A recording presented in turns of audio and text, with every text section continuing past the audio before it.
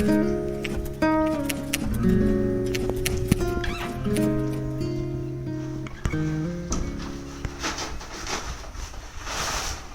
dears, welcome to my channel.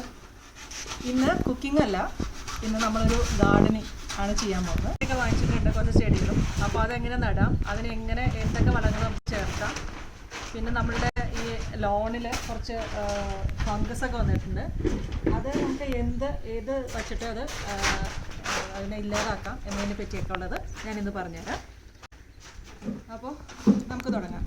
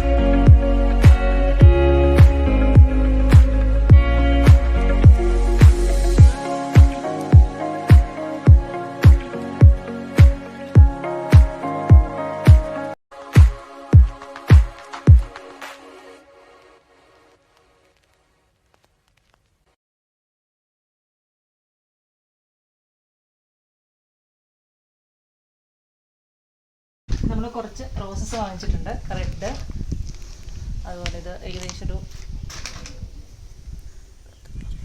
Orange, ഒരു yellow ഉണ്ട്. അങ്ങനെ റോസസ് കുറച്ചുണ്ട്. ഇത് രണ്ടും ഇൻഡോർ പ്ലാന്റ് ആണ്, പുറത്തും വയ്ക്കാം. ഇത് ഞാൻ അകത്ത് വയ്ക്കാനാണ് ഉദ്ദേശിക്കുന്നത്. ഇത് റബ്ബർ പ്ലാന്റ് ആണ്.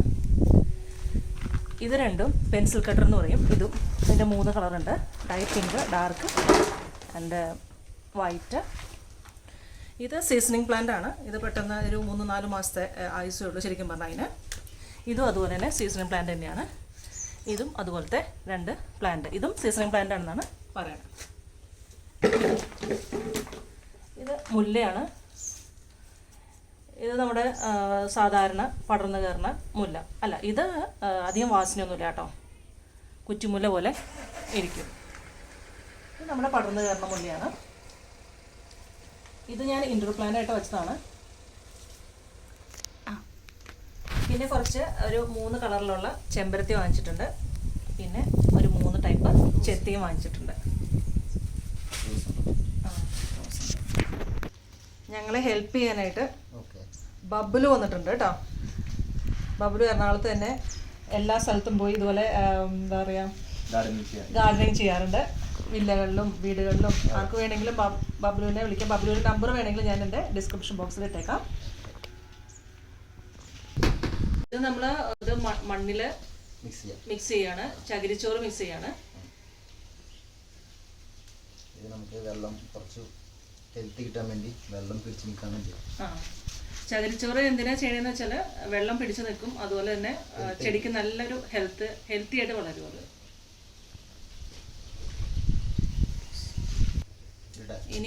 ഇനി കുറച്ച് നമ്മൾ ചാണകപ്പൊടിയും കൂടെ മിക്സ് ചെയ്യാൻ പോവാണ്.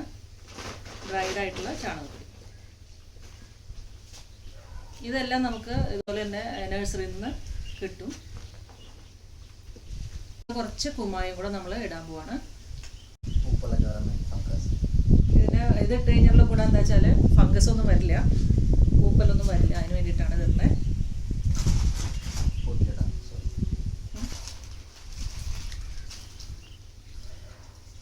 അതിൻ്റെ കൂടെ നമ്മൾ കുറച്ച് ജൈവവളം കൂടെ മിക്സ് ചെയ്യുന്നുണ്ട്. കമ്പോസ്റ്റ്.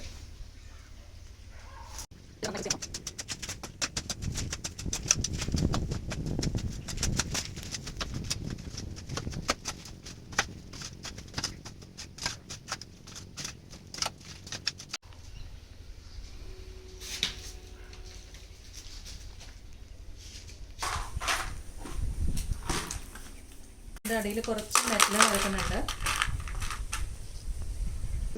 മണ്ണിടാൻ പോണേ. അതിന്റെ മുകളിൽ മിക്സ് ചെയ്ത മണ്ണ് ആഡ് ചെയ്യാണ്. ഇതെന്താണ് അവിടെ പറഞ്ഞത്?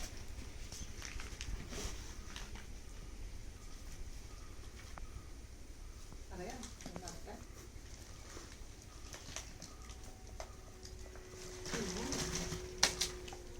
ഇത് ഇൻഡോർ പ്ലാന്റ് ആണ്. ഇക്ലോണിമ എന്ന് അതിന്റെ പേര്. ഇതിന് 2 കളർ ഉണ്ട്. ഇതിപ്പോ റെഡ് ബേസ് ആയിട്ടുള്ള ഒരു കളറാണ്. ഇത് ആഴ്ചയിൽ ഒരു 3 ദിവസമൊക്കെ പുറത്തുനിന്ന് എടുത്ത് വെക്കണം. വെള്ളം കുറച്ച് ഒഴിച്ചാൽ മതി. ആഴ്ചയിൽ 1-2 പ്രാവശ്യം വെള്ളം ഒഴിച്ചാൽ മതി.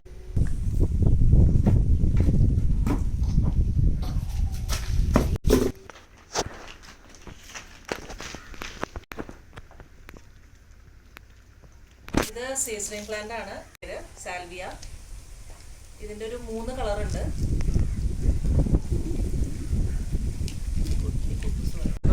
ആരാന്നറിയാമോ?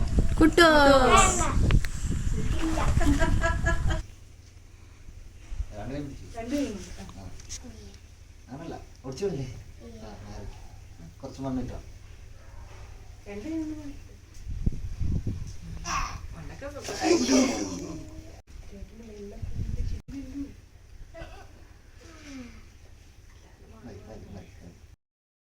ഇത് നമ്മൾ അടുത്ത് നടാൻ പോകുന്നത് റബ്ബർ പ്ലാന്റ് ആണ്. ഇത് നമുക്ക് ഇൻഡോർ ആയിട്ട് നടാനായിട്ട് പറ്റിയൊരു ചെടിയാണ്. ഇത് വളരെയധികം ഓക്സിജൻ നൽകുന്നൊരു ചെടിയാണെന്നാണ് പറയണേ. ഇത് ഒരു സീസണിങ് പ്ലാന്റ് ആണ്. സീമിയ എന്ന പേര്. 3-4 മാസമൊക്കെയാണ് ഇതിൻ്റെ ഒരു കാലാവധി ഈ ചെടികളിലേക്ക്. ശരിക്കും ഇത് തണുപ്പുള്ള പ്രദേശങ്ങളിലാണ് നമ്മൾ കൂടുതലും ഈ ചെടികൾ ഉണ്ടാവുന്നത്. ബാക്കിയൊക്കെ ഇവർ ഇത് ഉണ്ടാക്കുന്നത് തന്നെ കട്ട് ചെയ്തിട്ടാണ്. ഇത് സീമിയയുടെ വേറൊരു കളറാണ്. ഇതും ഇതുപോലെ തന്നെ സീസണിങ് പ്ലാന്റ് തന്നെയാണ്. ഇതിന് ശരിക്കും പറഞ്ഞാൽ ഈ വക പ്ലാന്റിനൊക്കെ ആഴ്ചയിൽ 3 ദിവസമൊക്കെ ധാരാളം മതി. വെള്ളം ഒഴിച്ചാൽ മതി. അധികം വെള്ളവും വേണ്ട. അതിന് കുറച്ചായിട്ട് നമ്മളൊന്ന് സ്പ്രേ ചെയ്ത് കൊടുത്താൽ മതി. ഇത് നമ്മളുടെ സാധാരണ പറമ്പിൽ കാണുന്നൊരു ടൈപ്പ് പൂവാണ് കേട്ടോ. കാക്കപ്പൂന്നാണ് നമ്മളിതിന് പണ്ട് പറഞ്ഞിരുന്നത്. ഇതിന് വേറെ ഒഫീഷ്യൽ നെയിം ഉണ്ടോ എന്ന് എനിക്കറിയില്ല. ഇതിനും അധികം ഇത് വിത്ത് വരും. ഇതിൻ്റെ അകത്ത് ഫ്ലവർ പോയി കഴിയുമ്പോഴേക്കും അതിൻ്റെ വിത്ത് താഴേക്ക് വീണ് ഇത് തന്നെ മുളച്ച് വരുന്ന ഒരു പ്ലാന്റ് ആണത്.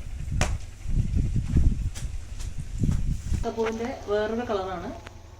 ഇത് നടന്ന ശ്രീലങ്ക മുല്ലയാണ്. ഇത് നമ്മുടെ ഇവിടെയൊക്കെ കോയമ്പത്തൂർ മുല്ല എന്ന് പറയും. ഇത് വലിയ വാസനയൊന്നുമില്ല. ഇതിങ്ങനെ പടർത്തി നമുക്ക് വിടാം. ഇത് കുറ്റുമുല്ലയാണ് ഞങ്ങൾ ഈ ചട്ടിയിൽ നടുന്നത്. ഇത് നമ്മൾ സാധാരണ നമ്മുടെ മുല്ലയാണത്. ഇത് പടരൊന്നുമില്ല.